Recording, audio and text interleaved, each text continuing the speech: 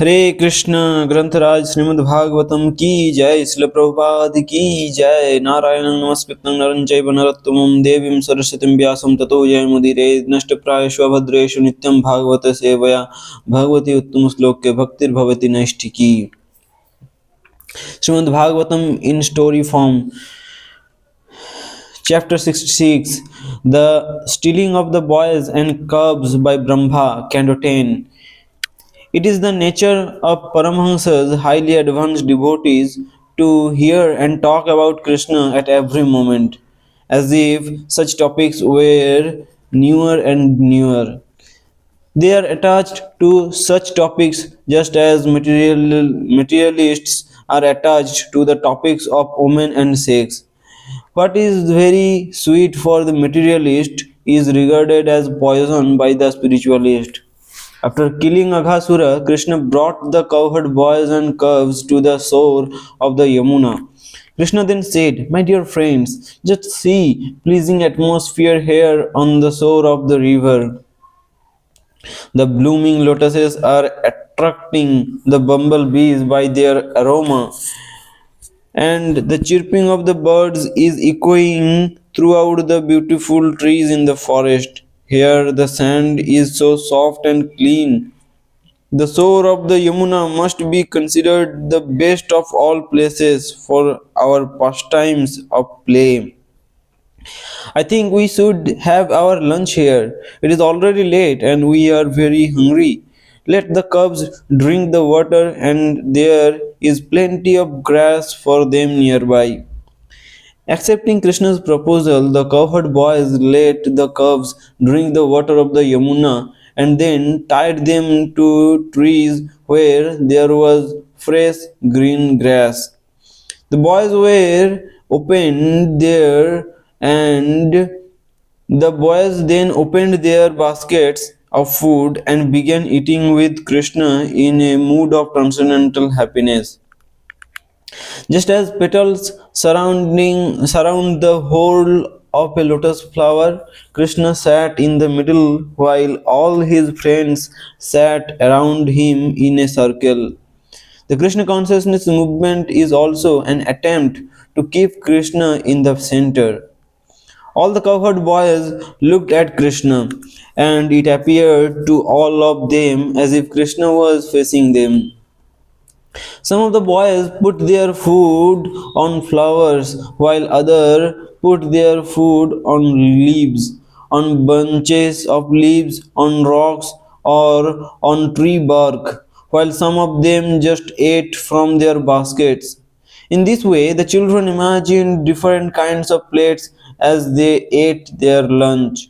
The boys shared with their friends the food they had brought from home, just to show off the varieties of tastes. While tasting one another's preparations, the boys would laugh. Krishna sat with his flute tucked into his cloth at his waist on his right side, with his buffalo horn and stick for controlling the cubs on the left. In his left hand, Krishna held a piece of food made of yogurt, fruit, and rice. Indeed, his hand was so delicate that the food could be clearly seen through his petal like fingers. While eating, every boy manifested his unique relationship with Krishna and enjoyed joking words with him, and thus a very jovial atmosphere was created. At this time, the demigods were watching, being very surprised to see how the Supreme Lord, who eats only food that is offered in sacrifice, was now having a picnic in the forest along with his friends. While Krishna and his friends were conversing, however, the cubs wandered off deep into the forest, searching for newer and newer grass. Upon realizing this, the boys became very perturbed, and so, just to mitigate their fear, Krishna said, "My dear friends, do not stop eating. I shall bring the cubs back here myself." Saying this, Krishna took his rice and yogurt and immediately went to search for the cubs. Just to please his friends, Krishna looked everywhere in the hills, through the forests, and in the groves of bushes. After witnessing Krishna's prowess in killing Aghasura, Brahma wanted to exhibit his own power just to test whether the Krishna present before him was actually the Supreme Personality of Godhead or not. For this purpose, in Krishna's absence, Brahma took away all the boys and calves and put them in another place. After all, Brahma is a materially created being with the four defects: Brahma, the tendency to commit mistakes; Pramada, the tendency to be illusioned; Vipralipsha, the tendency to cheat; and Karnapataba, imperfect senses. Thus, Brahma became influenced by Krishna's Maya, and so this pastime is called Brahma Vimohana Lila, the pastime of bewildering Brahma. Actually, Brahma did not steal Krishna's friends and cows, but instead took some other boys and cubs. Just as Ravana wanted to take away Sita, but instead took a Maya Sita, so Brahma took away boys and calves manifested by Krishna's Maya. Thereafter, when Krishna was unable to find the calves anywhere, he returned to the shore of the Yamuna, where he was also unable to find the cowherd boys. Thus, he began to search for both the calves and the boys, as if he could not understand what had happened. This was done just to fool Brahma further. Finally, just to give pleasure to Brahma as well as the mothers of the boys and cubs, Krishna expanded himself by his Vasudeva feature as duplicate boys and cubs. While thinking, how can I return to Vrindavana alone? All the mothers will be aggrieved. Krishna expanded into cubs and boys having the exact bodily features and particular bodily limbs and having all their sticks, flutes, bugles, and lunch bags as before. All the boys were dressed and decorated in their own particular way, and their names, ages, personalities, and behavior were identical with the boys they replaced. This is a practical demonstration of the statement that Lord Vishnu is all pervading.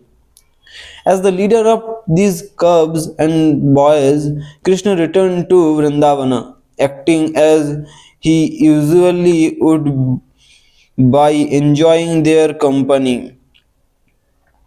Krishna himself then entered the various cowsheds as calves and different homes as the cowherd boys. Hearing the sound of flutes and bugles, the mothers immediately got up from their household duties and went to meet their sons.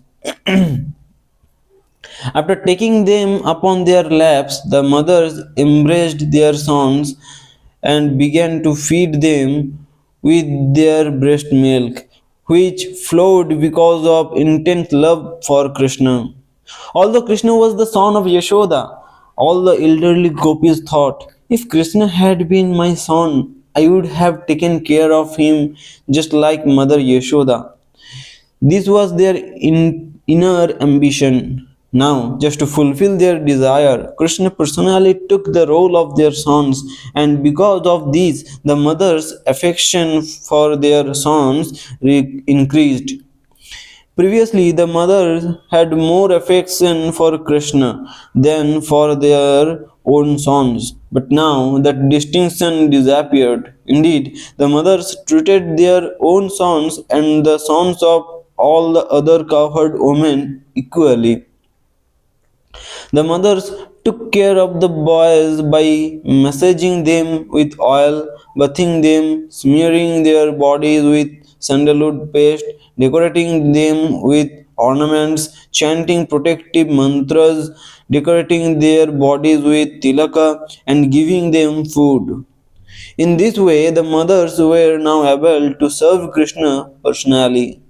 Similarly, when the calves returned home, their mothers began licking their bodies and feeding them profusely with the milk that flowed from their udders. udders, udders. In this way, life in Brindavana continued for one full year. One day, Krishna entered the forest along with Balarama, tending the cows. Thereafter, as the cows were grazing atop Govardhana hill, they looked down to the pasturing ground below, hoping to find some green grass. When the cows spotted their calves, they forgot themselves and their caretakers due to great affection. Although the path was very rough, and even though their front and hind legs were tied together, the cows ran toward their calves in great anxiety. While milk flowed from their udders and their tails were standing erect, they ran with great energy until they reached their calves. Even though the cows had given birth to new calves after coming down from Govardhana hill because of increased affection, they allowed the older calves to drink their milk while licking their bodies as if to swallow them. The cowherd men felt ashamed and angry for being unable to check the cows from going to their calves.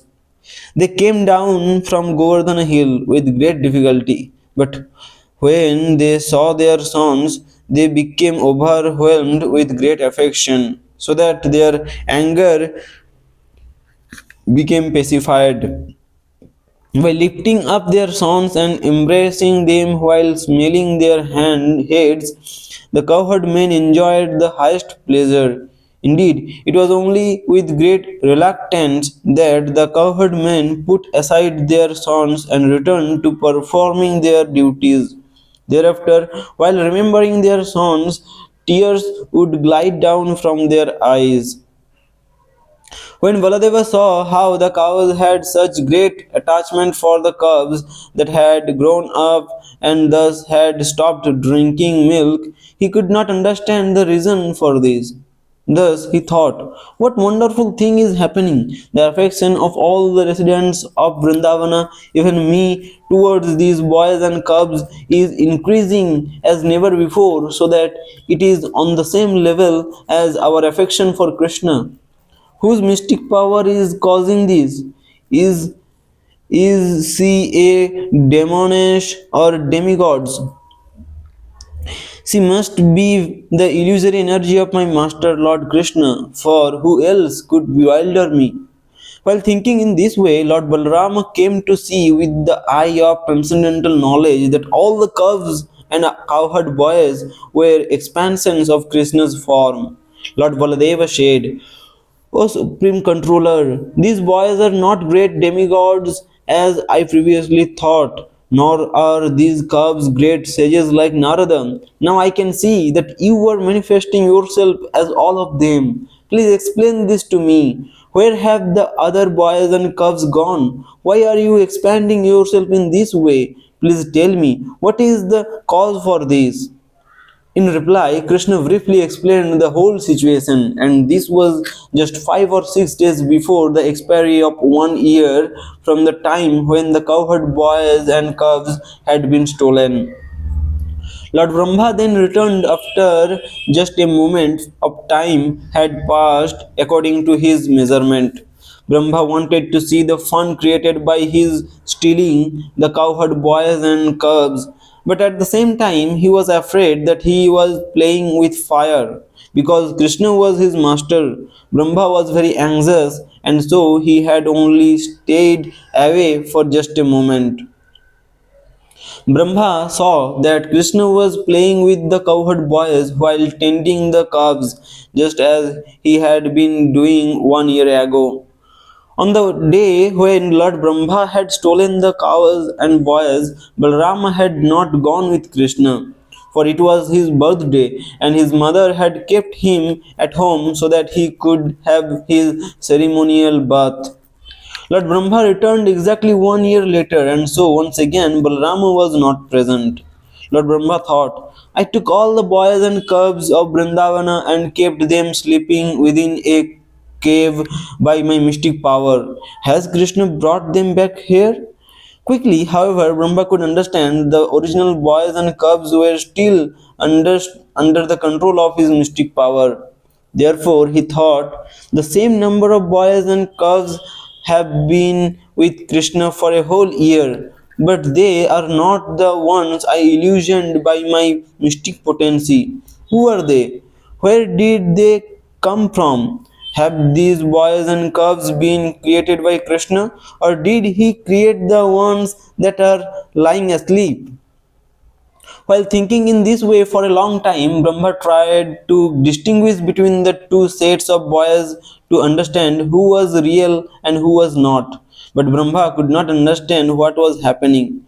He even wondered, after I go to the cave and see that all the boys and cubs are asleep, does Krishna bring them here for me to see? Then afterwards, does he put them back? Although Brahma wanted to mystify Krishna, it was he who became bewildered. In other words, Brahma was defeated by his own attempt. When a person tries to use his power against a superior person, the result is that he becomes greatly diminished. Then, as Brahma looked on, all the cubs and boys suddenly appeared to have complexions the color of a dark rain cloud, and they were dressed in yellow silk garments. All these personalities had four arms, holding a council disc, mace, and lotus flower in their hands.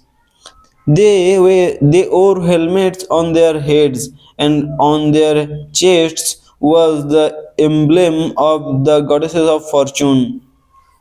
A curl of fine yellow hair on the upper portion of the right side of Lord Vishnu's chest, fully decorated with earrings, armlets, the Kaustubha gem hanging around their necks, marks of three lines like a consul on their necks, bangles and anklets, and sacred belts around their waists. They all appeared very beautiful.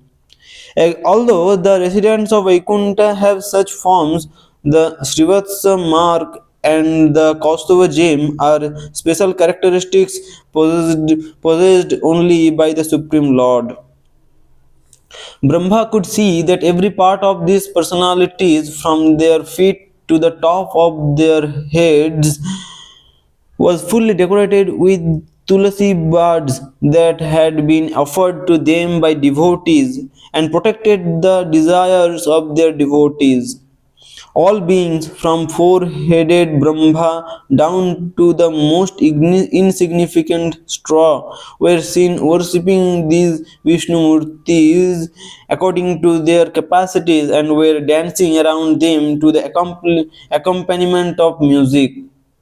All the Vishnumurtis were surrounded by the opulences, the mystic potencies, and the 24 elements of creation.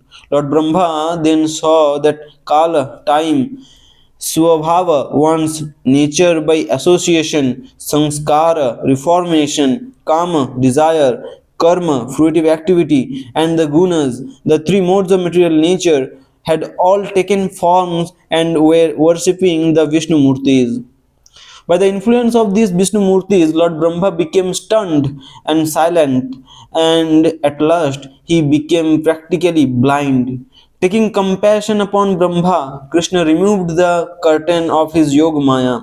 Brahma's external consciousness was thus revived, and he stood up just like a dead man coming back to life. After opening his eyes with great difficulty, Brahma saw the universe and himself just as before. Looking around, Brahma saw Vrindavana filled with trees that were very pleasing to see, and which were the means of livelihood for the inhabitants and not factories. Vrindavana is the transcendental abode of the Lord, where there is no hunger, anger, or thirst. Though naturally inimical, human beings and fierce animals, even tigers and deers, live together in transcendental friendship. Lord Brahma saw the absolute truth appearing as a child, standing alone, just as before, with a morsel of food in his hand, searching everywhere for the cubs and his cowherd friends. Because Brahma had some false prestige, Krishna showed him his real position so that now he could appreciate their eternal relationship. Lord Brahma hastily got down from his swan carrier and fell like a golden rod. His complexion is golden. Touching the lotus feet of Lord Krishna with his tips of the four crowns on his heads. While offering his obeisances, Brahma bathed Krishna's lotus feet with the water of his tears of joy. Rising and falling again and again at the lotus feet of Krishna for a long time, Brahma remembered over and over the greatness of the Lord that he had seen. Finally, Brahma got up very slowly and wiped his eyes, bowing his head low with his mind concentrated and his body trembling. He very humbly began with faltering words to offer his prayers. हरे कृष्ण ग्रंथराज श्रीमद् भागवतम की जय, शिल प्रभुपाद की जय।